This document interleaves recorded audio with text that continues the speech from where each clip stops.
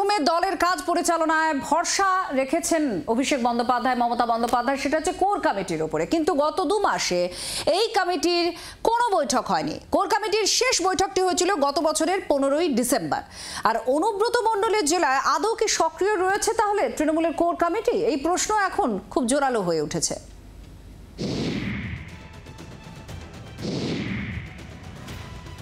গরু পাচার মামলায় অনুব্রত মণ্ডল গ্রেফতার হয়ে জেলবন্দি হওয়ার পর বীরভূমে দল পরিচালনায় কোর কমিটি করেছিল তৃণমূল। অনুব্রত জামিনে জেলমুক্ত হয়ে জেলায় ফেরার পরেও কোর কমিটিতেই ভরসা রেখেছেন মমতা বন্দ্যোপাধ্যায় ও অভিষেক বন্দ্যোপাধ্যায়। কিন্তু বীরভূমে তৃণমূলের সেই কোর কমিটিকে ঘিরেই এবার প্রশ্ন উঠছে। কেন সেই প্রশ্ন তৈরি হয়েছে তার কারণ এক্ষেত্রে কোর কমিটির উপর যে নির্দেশ ছিল যে তারা প্রতি মাসে অন্তত 2 বার করে নিজেদের মধ্যে বৈঠকে বসবে, কিন্তু কার্যত দেখা যাচ্ছে যে 15ই ডিসেম্বরের পর থেকে এই কোর কমিটি আজ পর্যন্ত একটিও মিটিং করেনি। 2022 সালের অগস্টে গরু পাচার মামলায় গ্রেফতার হন অনুব্রত। 2023 সালের মার্চ মাসে বীরভূমে দলের কোর কমিটি করে দেন তৃণমূল নেত্রী। অনুব্রত ফিরে আসার পর কমিটিতে কিছু রদবদল হলেও জেলায় দলের হ্রাস রয়েছে এই কমিটির হাতেই। গত বছরের ডিসেম্বরের পর আর কোনো বৈঠক না হওয়ায় কোর কমিটির সক্রিয়তা নিয়ে প্রশ্ন উঠছে বীরভূম জেলার রাজনীতিতে।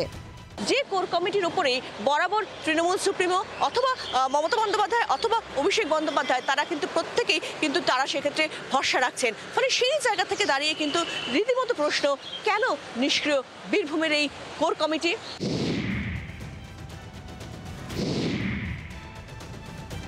বীরভূমের রাজনীতিতে কান পাতলেই শোনা যায় কেষ্ট কাজলের দ্বন্দ্বের কথা।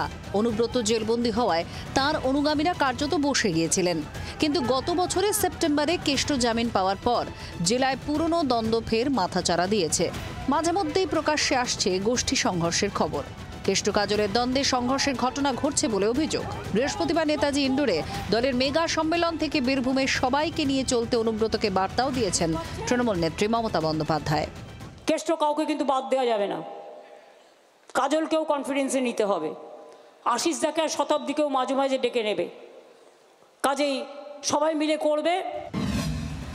গত পঞ্চায়েত ও লোকসভা 2 ভোটে কোর কমিটির ভূমিকা সাফল্য এনেছে। লোকসভা ভোটে জেলার 2টি আসনে জয়ের মার্জিন গতবারের চেয়ে প্রায় দ্বিগুণ হয়েছে। কিন্তু গত 2 মাসেও সেই কোর কমিটির কোনো বৈঠক না হওয়ায় প্রশ্ন উঠছে তৃণমূলের অন্দরেও। ক্যামেরায় জয়ন্তের সঙ্গে শ্রেষী গঙ্গোপাধ্যায়, জি 24 ঘন্টা।